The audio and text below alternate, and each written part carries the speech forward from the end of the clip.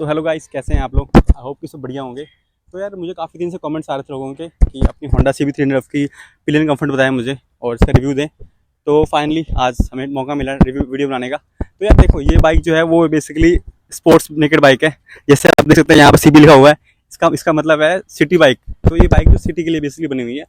But ऐसा कुछ नहीं है, आप इसे लॉन्ग राइड पे लेके जा सकते हैं। मैंने इस बाइक को अराउंड 2-3 बार लॉन्ग रूट से ले गया हूँ, अराउंड 500-600 किलोमीटर में। तो उस बिटवीन देखो, जब मैं सिंगल राइड करता हूँ तब मुझे कोई इशू नहीं आता है, बट जब पिलियंस राइड करता है उस टाइम कुछ दिक्कतें आती हैं। तो वो आपको बता दूँ उसके बारे में। बाकी क्लोज आइए, ये देखिए, आप देखोगे इसकी सीट जो है वो काफ़ी पतली है। और देखिए कुशनिंग काफ़ी हार्ड है, ये देखिए कुशनिंग इसकी काफ़ी हार्ड है, क्योंकि इसमें फॉर्म बहुत कम है। तो ये थोड़ी सी डिसएडवांटेज है, इसलिए आपको ज़्यादा दिक्कत आती है। तो मैं इस बाइक को अराउंड ले गया था। अभी रिसेंटली मैं विजिट किया था मैंने हिमाचल। तो उस बिटवीन मैंने अराउंड 600 राइड की इस बाइक को। मैं जलंधर से गया था तलवाड़ा, फिर वहाँ से गया धर्मशाला, फिर कांगड़ा। ये भाई मेरे साथ गया था। इस भाई ने बिल्कुल भी बाइक राइड नहीं की, सारी राइड मैंने करी है। तो इस बिटवीन दिक्कत हमें क्या आ रही थी कि हमारे पास ना एक बैग था। उस बैग से क्या दिक्कत होती थी कि जब ये पीछे बैठता था और मैं आगे ना, तो बीच में हम बैग रखते थे। तो जब भी मैं ब्रेक वगैरह अप्लाई करता, डाउन हिल में करता था ना, तो ये बार बार मेरे पीछे बैक पे टकराता था, बार बार इसके हेलमेट टकराता था। उस बीच में दिक्कत ये आती थी कि जब भी मैं ब्रेक्स वगैरह अप्लाई करता था, पाँव में काफ़ी पेन होती थी, काफ़ी सारी। तो ये एक दिक्कत होती है स्पोर्ट्स में, क्योंकि ये जो बाइक है इसका जो पोस्चर थोड़ा सा डाउन का पोस्चर है। उसमें क्या होता है कि जब भी आप डाउन हिल में जाएंगे आप, तो उसमें क्या, जब भी ब्रेक्स अप्लाई करेंगे ना, तो आपकी बॉडी लीन हो गई ऐसे। तो जब भी पीछे जो बंदा बैठा होगा पिलियन, तो वो भी आपकी बॉडी से टच करेगा। अगर कोई बैग वगैरह है तो और ज़्यादा दिक्कत होती है। तो ये मुझे काफ़ी दिक्कत आई, अराउंड 2-3 दिन मेरे यहाँ पे काफ़ी पेन रहा, और थोड़ा बहुत मेरे यहाँ पर पेन होता था। तो ये इशू क्रिएट करता है। तो इन चीज़ों को अवॉइड कैसे करना है आपको? सबसे पहले पहले तो यार हम रिव्यू ले लेते हैं राइट अपने पिलियन से। तो भाई हरीश बताएं यार, कैसा मतलब एक्सपीरियंस रहा आपका? मेरा तो बिल्कुल बेकार रहा, सही बताऊं, क्योंकि मेरे बैक पेन होने लगी थी। जो भी था, सीट कंफर्टेबल मेरे को नहीं दे रही थी, हम्म। जो भी है।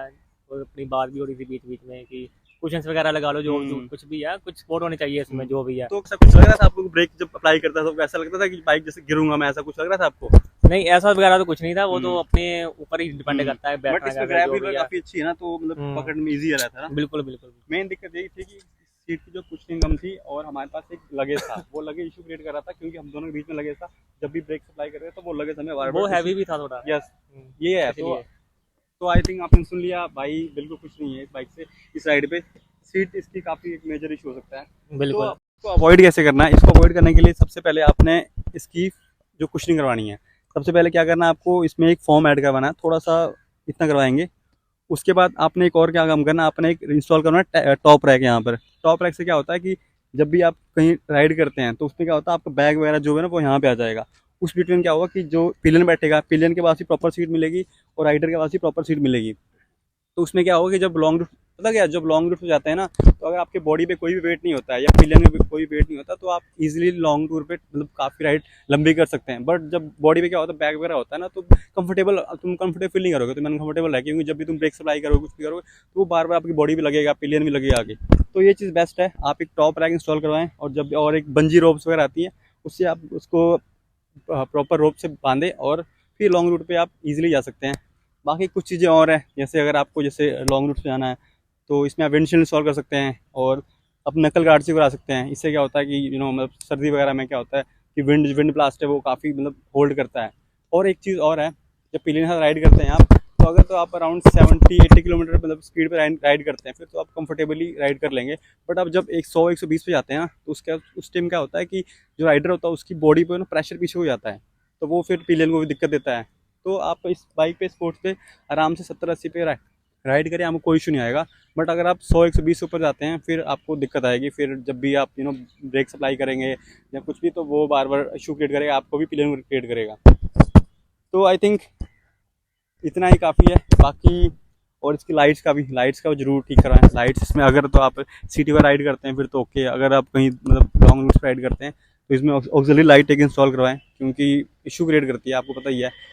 होंडा की जो बाइक्स होती हैं उसमें थोड़ा लाइट्स का इशू रहता है। बट सिटी में आप कंफर्टेबली चला सकते हैं, बट लॉन्ग रूट्स पे आप नहीं। तो उसमें ऑक्सिलरी लाइट इंस्टॉल करवाएं।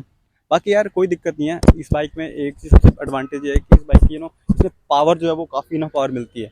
तो क्या होता है, जब आप जाते हैं पहाड़ों वगैरह में ना, जब आप हिल पे आते हैं, तो आपको बिल्कुल लैग नहीं फील होगा कि पीछे पिलियन बैठा हुआ है और ये कोई सामान है। आप कंफर्टेबली आप क्रूज कर सकते हैं, मतलब बहुत स्मूथ चलती है, इसमें कोई भी कभी ऐसा मुझे नहीं लगा नहीं मेरे को कि अंडर पावर है। तो ये इस मामले में बहुत सही बाइक है, इसका इनिशियल टॉप एंड मतलब बहुत सही है। तो आप लॉन्ग रूट्स के लिए प्रेफर कर सकते हैं, कोई इशू नहीं। अगर आप सिंगल राइड करते हैं तो आप, मुझे लगता नहीं है कि इसकी सीट कुशनिंग की नीड है। आप अराउंड आराम से 2-3 घंटे ट्रैवल कर सकते हैं इस पर बैठ के।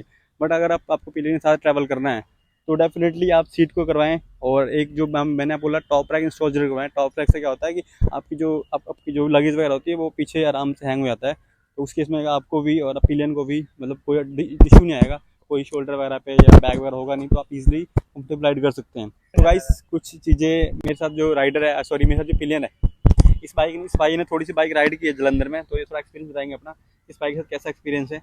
तो हरीश बताएं कैसा रहा बाइक, मतलब कैसी लग रही है आपको परफॉर्मेंस की वगैरह जो भी है थोड़ी। परफॉर्मेंस वगैरह इसकी बेटर है, काफ़ी बेटर है बाकी बाइक से जो भी है। तो मुझे बहुत अच्छा लगा जो भी चला के, फील जैसे हवा में चल रहे हैं ऐसे लग रहा था जो भी है, क्या सकते हैं। और स्टेबिलिटी वगैरह सही लगी आपको? स्टेबिलिटी बिल्कुल सही है इसकी, परफेक्ट है, कोई इशू नहीं है। कोई जो भी है वाइब्रेशन वाला फील हुआ कोई आपको? वाइब्रेशन नहीं, कोई कुछ नहीं, हम्म, बिल्कुल एकदम नॉर्मल चल रही थी। जो भी है आपको फील ही नहीं होगा कि आप जैसे खड्डे वगैरह आ रहे हैं हाँ, कुछ। तो ये चीज़ काफ़ी बढ़िया है। सुना मतलब इस बाइक के पास बाइक नहीं है बट इसने राइड किया तो उसको काफ़ी बढ़िया मतलब लगा इसको। और इसके इनिशियल वगैरह इन्होंने काफ़ी मतलब इनको फन टू राइड लगी बाइक इनको। बिल्कुल बिल्कुल। बाकी आज के लिए इतना ही काफ़ी था। अगर कोई और आपको वीडियो चाहिए कुछ कुछ और तो बनाएं। बाकी आज के लिए इतना काफ़ी था। Thank you so much. अगर आप चैनल पर नए हैं तो सब्सक्राइब करें। और बस इतना ही, थैंक यू सो मच।